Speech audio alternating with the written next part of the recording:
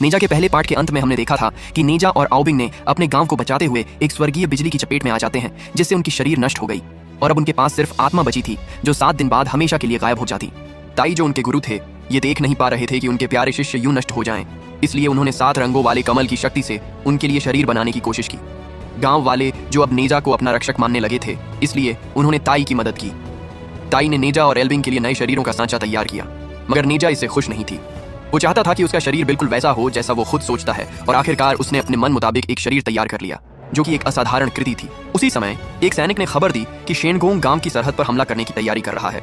शुरुआत में गांव के नेता ली जिंग को लगा कि कोई बड़ी बात नहीं, क्योंकि शेनगोंग अकेला था, लेकिन उन्हें जल्द ही पता चला कि वह पानी के नीचे रहने वाले राक्षस योद्धाओं की एक पूरी सेना के साथ आया है। ली जिंग ने गांव की रक्षा के लिए अपनी सेना तैयार की। इस हड़कंप के बीच शेनगोंग ने एक जादुई ढाल देखी और उसे तोड़ने के लिए 3 ड्रैगन राजाओं को बुला लिया। ढाल को बचाने के लिए ताई ने खुद को खतरे में डाल दिया, लेकिन तभी एल्विंग ने अपनी शक्ति से एक बर्फ की दीवार खड़ी कर दी ताकि सबकी रक्षा हो सके। इसी दौरान पूर्वी समुद्र का ड्रैगन राजा एल्विंग का पिता अपने बेटे को देखने धरती पर आया।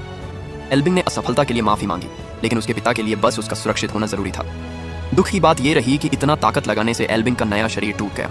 जब नेजा ने देखा कि उसका दोस्त मरने वाला है, तो उसने ताई से उसे बचाने का उपाय पूछा।